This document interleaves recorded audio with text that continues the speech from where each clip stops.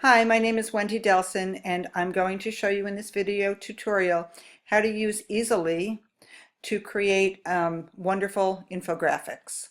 Easily is a website that I prefer because you can collaborate with someone else if you're trying to create a group project. It's easel.ly.com is how you get there. I've already logged in, and this is what the page is going to look like when you first get there. These are just some of the things that I've created. And what we're going to do to create a new infographic is we're going to start fresh. You can use one of the pre-made templates, but I prefer creating my own. So I'm going to click on Start Fresh, and it should appear. Great. Now this does have some information on how to create an infographic, but since I'm going to show you, let's just clear everything from here and we're going to start from scratch. Great. Here we have our infographic, so you can really see it more clearly. Let's do a little background on this, and I'm going to choose yellow background. Great. So now you can see what I'm doing. When you're creating your infographic, if you find that you're running out of room, you can actually make it larger. You can make it longer. You just pull down from the sides or the bottom. And that way, see, it's much larger now. Okay, great. So the first thing, once you've decided what theme you want to do or what topic you want to cover in your infographic, is you need to start finding media, pictures, objects, etc., and text for your infographic. You want to try and use as little text as possible. You want to share your message with more graphics and objects. So I'm going to make a poster or something to share for my parents. And the first thing that I'm going to do is I'm going to make a title. So I'm going to click on the text button, and I can do either a title, a header, or a body copy. And then I can do 3 different kinds of lists. I can do bullets, numbers, or the alphabet. So I'm going to make this my title. Now, the one thing that's different in this site than in many other sites where you create things is that you have to drag what you want. You don't just click on it and have it appear where you want it. So now I have to double click on it, and I'm going to change my text, and I'm going to say, welcome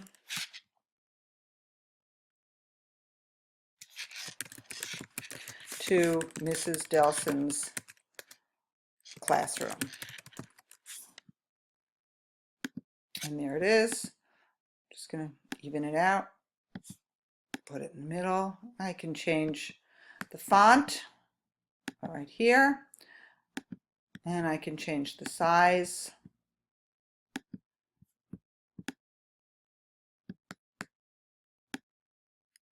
Right there. Great. So now I have my heading for my infographic, and I'm going to insert some pictures. So I'm going to go to objects where they've preloaded many different objects and they're all categorized. So I'm going to scroll down to music because that's what I teach, and I'm going to pick some objects. So the first thing I'm going to use is some eighth notes, and I'll bring them in. Now if you want to keep it to scale, you size using the corner of the object as I'm moving it right now. Now I can tilt it also if I want, so I'll give it a little tilt and pick another object. I'm going to try a bass clef. I'm trying to get some good bass players in my orchestra this year. And how about a violin? I'll bring that in. And I can change the color of my violin, so I'll make it more violin colored, make it brown. I can change the opacity of any of my objects as well, but I'm going to leave it at 100%. So I think this looks pretty nice so far. Now, remember, if I wanted to use a template in addition to the front page, I could actually go here and pull up a lot of templates. Our objects are here. Now, if I wanted to add media to my infographic, I can choose either stock photos, YouTube, or I can upload a photograph. So I'm going to insert a YouTube video because I have one of my orchestra playing from several years ago. And I'm just going to paste the URL, which I've already gotten, and I'm going to select it.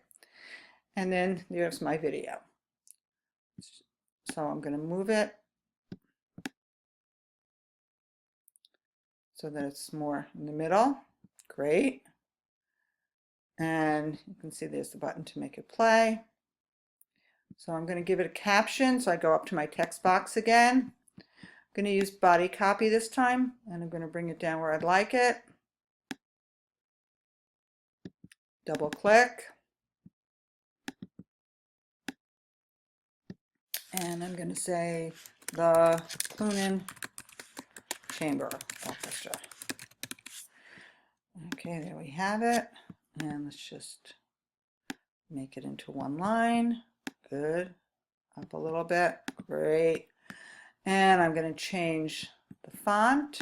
Make sure you're on it when you want to change it. I'm going to change the font. I'm going to leave the size as is. And now our infographics is beginning to look really nice.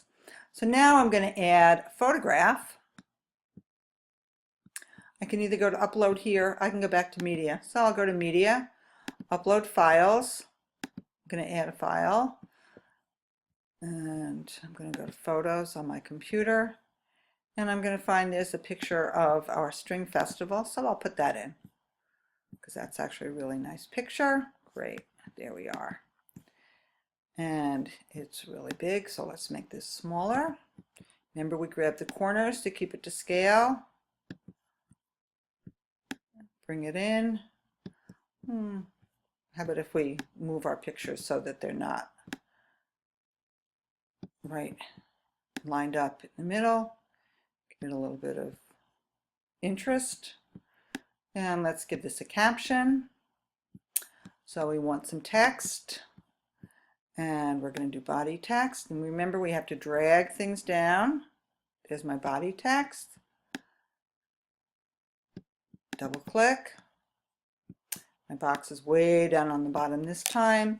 So we're going to call this Stanford All District String Festival 2017. And we have it. Let's go up, and there it is. Bring it out to make it one line. Beautiful. So now you see we have the beginnings of a really nice infographic that I can use to show parents some of the things that we do in my classroom. So I hope that you have enjoyed this tutorial and that you have learned from it, and I look forward to seeing some of your finished products.